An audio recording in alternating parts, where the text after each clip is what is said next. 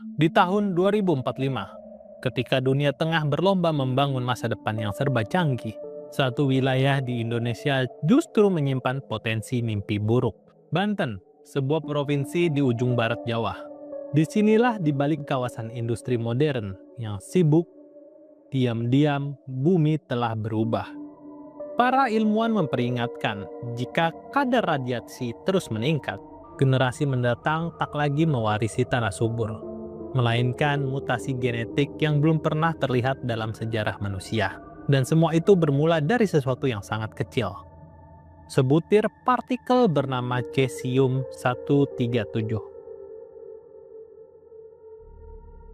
Awalnya tidak ada yang aneh di daerah Cikande. Hingga suatu hari di tahun 2025, Amerika Serikat menemukan udang beku dari Indonesia yang terkontaminasi zat radioaktif. Saat itu juga semua mata pun tertuju ke kawasan industri modern di Cikande, Serang, Banten. Dari sinilah tim gabungan menemukan sumber penyebabnya. PT Peter Metal Technology, pabrik peleburan logam di daerah tersebut, ternyata menjadi sumber radiasi.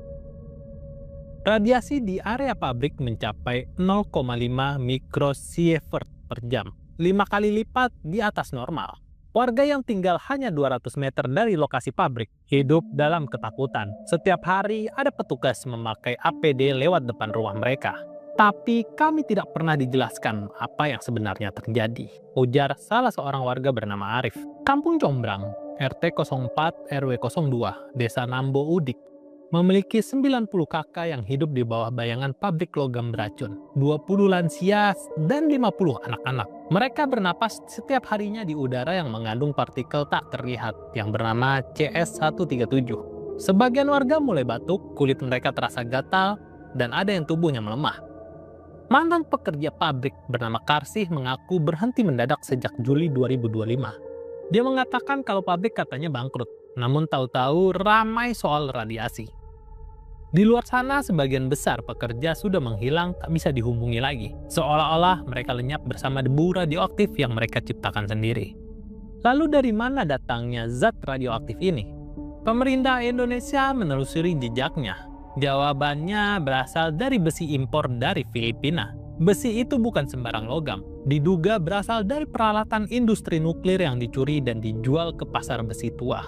Saat dilebur di PT PMT, cesium-137 menguap ke udara, mencemari tanah, sungai, bahkan pabrik udang yang berjarak 3 km jauhnya dari PT tersebut.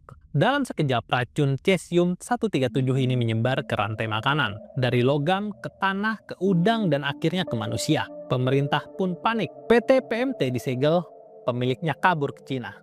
Tapi racunnya sudah kandung tertanam di bumi Banten. Saat ini pemerintah sedang membentuk Satgas Penanganan Radiasi CS137 ini ya.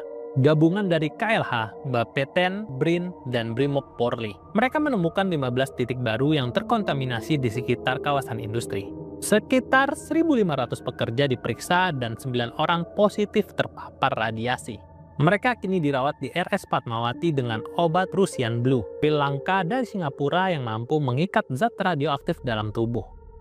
Lalu apa itu cesium-137 atau CS137 ini? Cesium-137 atau CS137 adalah produk sampingan dari reaksi fisi nuklir, proses yang sama yang melahirkan ledakan bom atom. Bahan ini tidak berbau, tidak berwarna, tidak terasa, tapi begitu masuk ke tubuh manusia, ia menetap di jaringan otot, memancarkan radiasi beta dan gamma yang menghancurkan sel dari dalam tubuh. Paparan tinggi terhadap cesium-137 bisa menyebabkan mual, muntah, pendarahan, hingga kematian. Sedangkan paparan rendah dalam jangka panjang perlahan bisa mengubah DNA, memicu kanker, bahkan mutasi genetik yang diwariskan ke generasi berikutnya. Dan yang paling menakutkan, cesium-137 tidak bisa dimusnahkan. Ia hanya bisa ditunggu selama 30 tahun sampai kekuatannya meluruh dengan sendirinya. Jadi bisa kalian bayangkan, pabrik peleburan besi tua ini sudah beroperasi sejak berapa tahun. Dan sudah berapa tahun warga di sana terpapar radiasi dari cesium-137 ini. Di permukaan semuanya tampak tenang, tapi di bawah tanah, partikel cesium-137 terus bergerak. Partikel ini bisa meresap ke akar tanaman, mengalir di sungai, dan menempel pada logam-logam bekas yang dijual ke berbagai daerah. Mungkin tanpa sadar, sebagian material itu sudah berpindah ke tempat lain, ke rumah kalian, ke gedung kantor kalian, atau ke sekolah kalian. Dan kita bahkan tidak tahu, sampai nanti alarm bahaya berbunyi.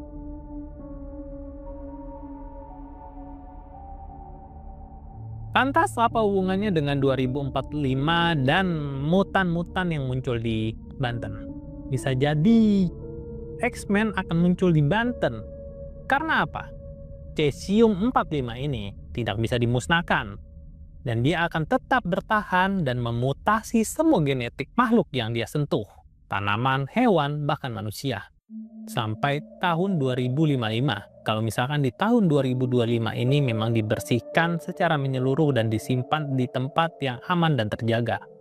Tapi kita tahu sendiri, seperti apa kinerja pemerintah kebanggaan kita ini. Entah di mana mereka simpan cesium-137 yang mereka temukan, dan entah sudah berapa banyak bahan-bahan besi yang sudah terpapar oleh cesium-137 ini beredar di masyarakat. Dan kita hanya bisa berdoa, semoga kita bukan salah satu orang yang memakai besi yang berasal dari Cikande.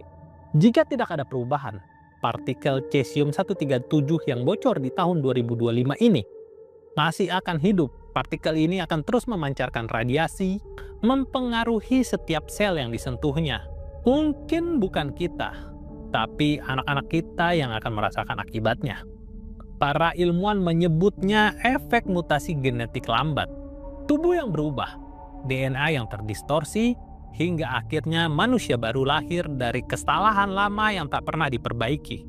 Inilah peringatan dari Banten tentang bagaimana sebutir atom bisa mengubah sejarah manusia. Dan tentang bagaimana di masa depan, mutan mungkin bukan lagi kisah fiksi. Ia mungkin sudah ada dan sudah berjalan di antara kita. Jadi jika sains bisa menciptakan kehidupan, kemudahan dalam hidup, maka kelalaian ini bisa menciptakan bencana. Dan ini bukanlah kisah fiksi. Ini kenyataan yang sedang terjadi di tanah kita sendiri. Lalu, apakah yang bisa kita lakukan? Sampai jumpa lagi di video Nerd Indo selanjutnya. Dan semoga kalian sehat selalu. Dan bye-bye.